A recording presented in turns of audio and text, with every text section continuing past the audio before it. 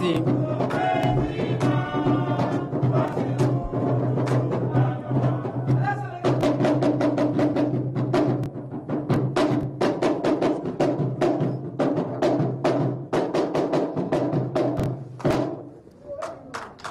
Merci beaucoup. Monsieur le Premier ministre, Madame le ministre de la Jeunesse et des Sports,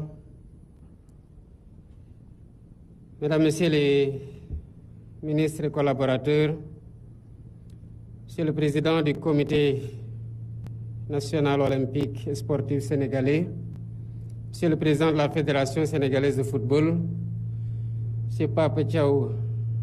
sélectionneur national,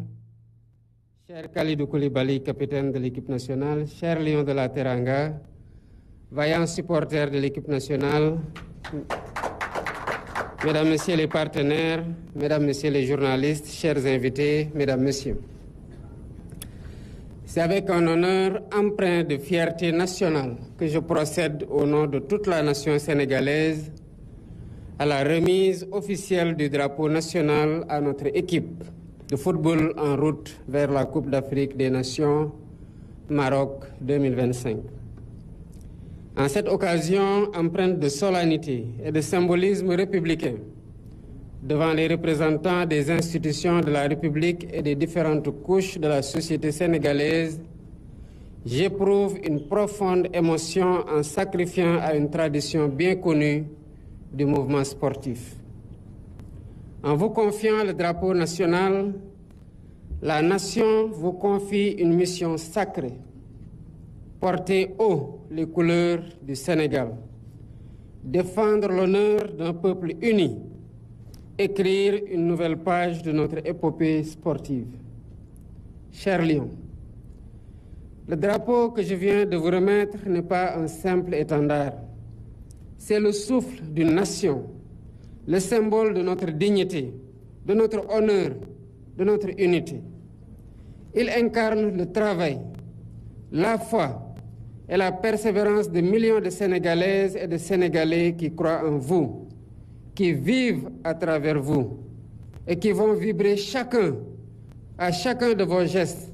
en terre marocaine.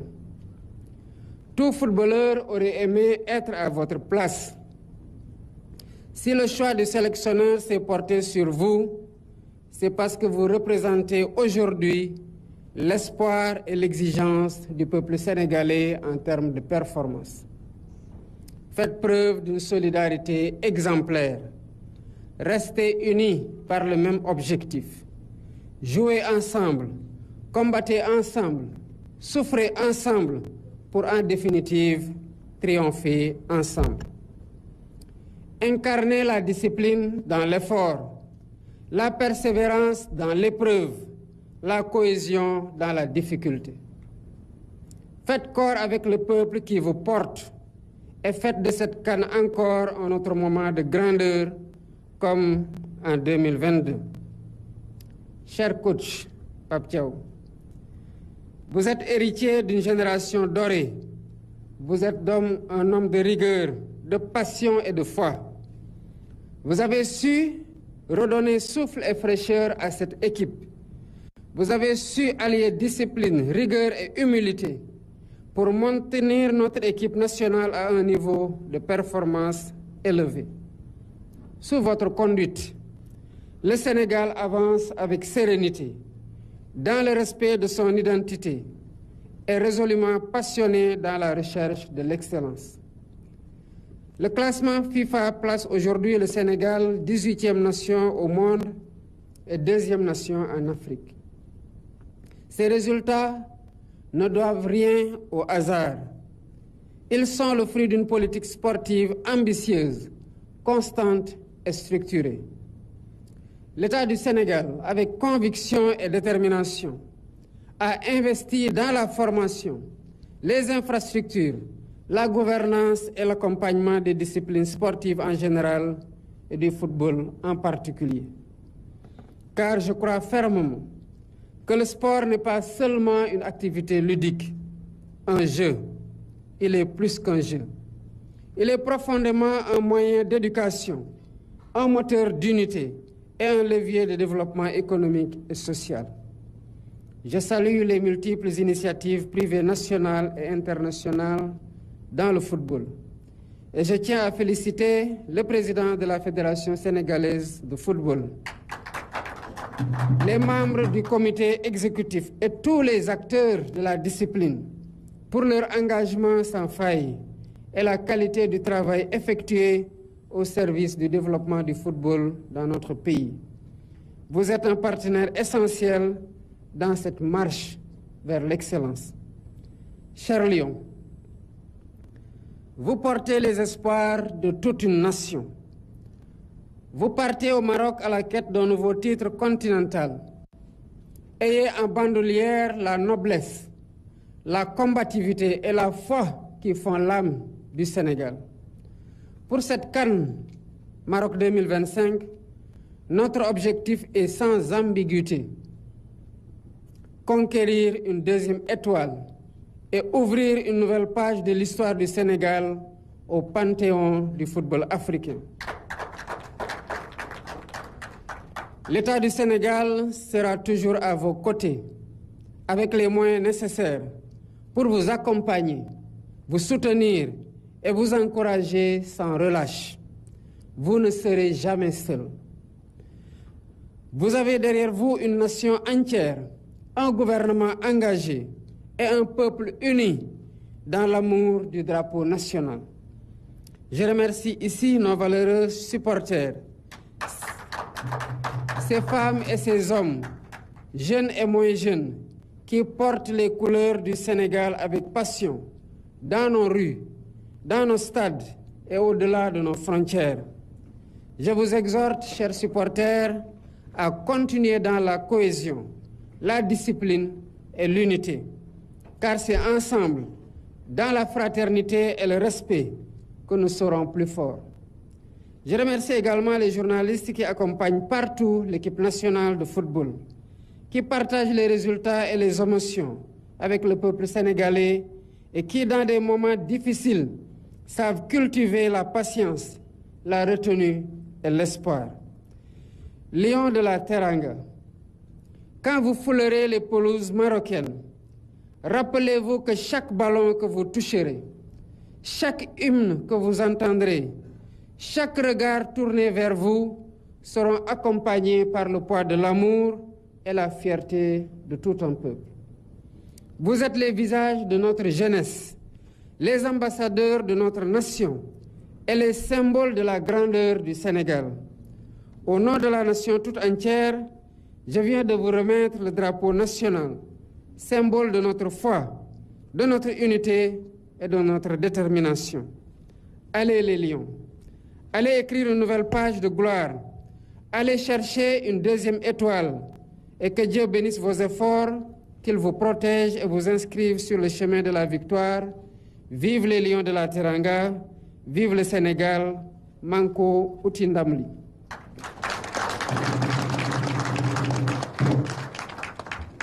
mbokk Sénégal mbégte gu rëy laa am ci jël raayag Sénégal tey jébal ko ñii nga xamante ne ñooy suñu soldaar ci Maroc. drapeau bi ñu leen jox weesu na rekk ak raaya waaye sas la goo xamante ne dañu leen ko sas ci kanamu askanu Sénégal yépp sas leen ko ci kanamu membre gouvernement bi ak ñëpp ñi nga xamante ne ñu ngi fii toog wala taxaw représenté ay institution wala ñu bokk ci pàcc ci biir askan wi. drapeau gi saa ñu lañ ko joxee rek mission gu ñu leen jox mission gu kawe la sas gu rëy la na ngeen xam ne bu ngeen duggee ci biir terrain bi mel na ne Sénégal yëpp a fa dugg ak seen honneur dugg ak seen dignité di daw ak yéen di son ak yéen di kontaan ak yéen di mer ak yéen di leen puus ba fi puus mën a yem ngir ngeen mën a am ndam loolu ay sénégalaises ak ay sénégalais yu bari ñoo koy defandoo ci seen gannaaw télé wala ci biir stade bi gëm leen nag gëm na mën ngeen yëkkatiwaat Sénégal ni ngeen ko yëkkatee woon en 2022 ak niñ ko yàgg a yëkkatee ci yeneen édition yu weesu képp koo xamante ne sportif nga wala ngay footballeur bëggoon na am lii ngeen am tey maanaam toog ba ñu tànn la ci biir sénégalais yu bëri ne la demal nga défendre les couleurs de la nation bu leen sélectionneur gi tànnee dafa fekk mu am yaakaar ci yéen ci fu jamono gu ñu toll nii ndam li ñuy wut ci seen tànk yi la nekk ak ci seen xol ak ci seen mental moo tax ñu tànn leen teg leen fi kon yaakaar la waaye exigence la askanu Sénégal am ci yéen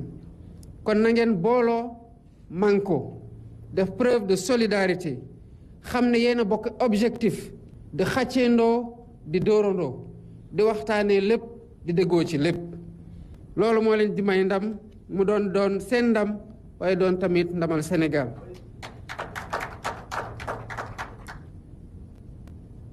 coach Pape Thiaw da nga bokk ci génération boo xam ne dafa yëkkati raaye Sénégal ci football ci àdduna loolu ngeen def ko ngay rigueur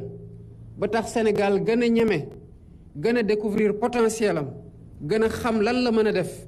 te moo waral tey génération bi ñëw topp seen tànk ba nekk motif de satisfaction et de fierté pour ñun ñëpp kon yow nit ku ànd ak rigueur nga ci li ngay def nit ku ànd ak passion nga ci li ngay def waaye nit ku ànd ak gëm-gëm nga ci li ngay def Sénégal ak yow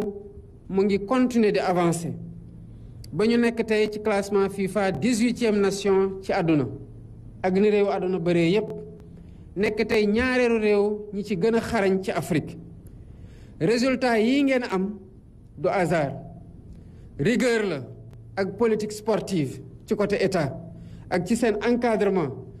waaye tamit ak ci gëm-gëmu gaynde yi kenn ku ne ci ñoom nekk ci biir terrain bi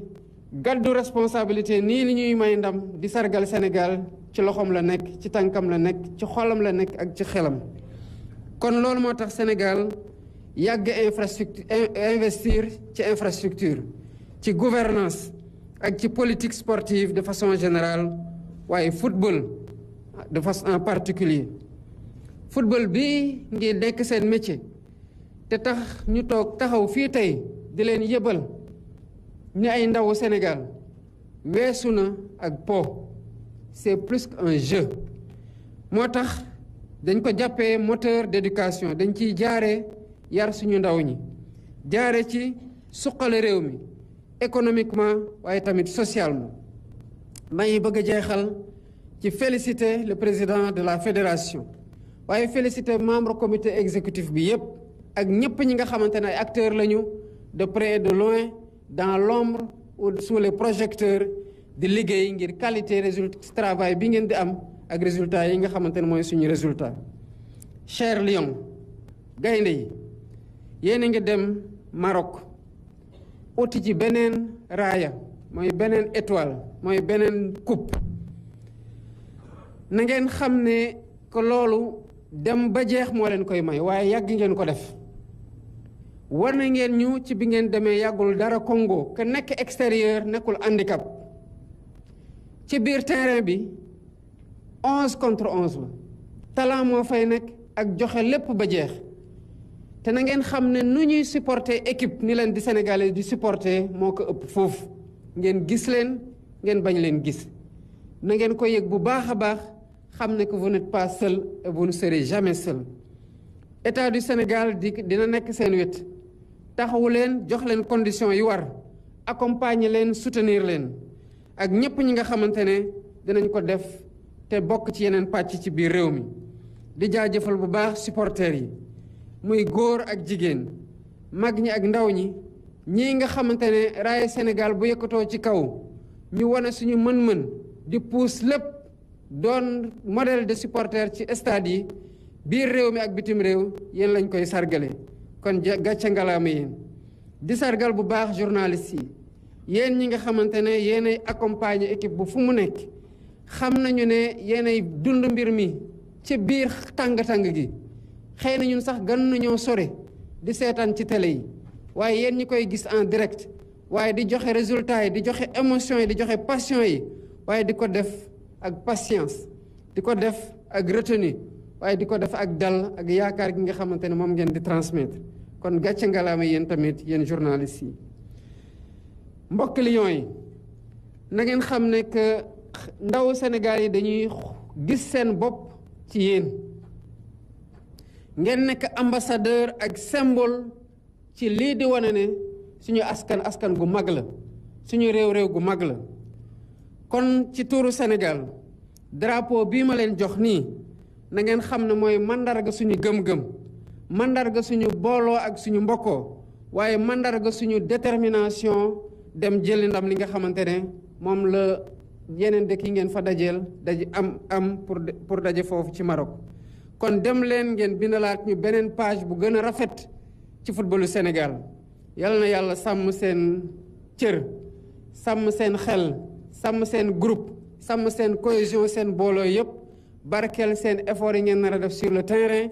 jox leen ndam li asalaamaaleykum wa rahmatullah vive le Sénégal vive les Lions de la Teranga merci beaucoup.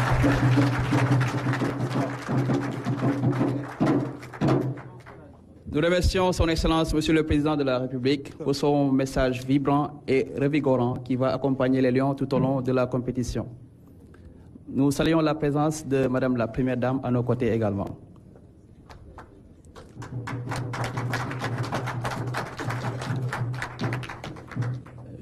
Nous invitons les Lions à bien vouloir se mettre en position pour la photo de famille avec son Excellence, Monsieur le Président de la République. On fera 2 photos de famille, d'abord le président et les Lions, puis ils seront rejoints par le Premier ministre, le ministre de la Jeunesse et des Sports et le staff technique.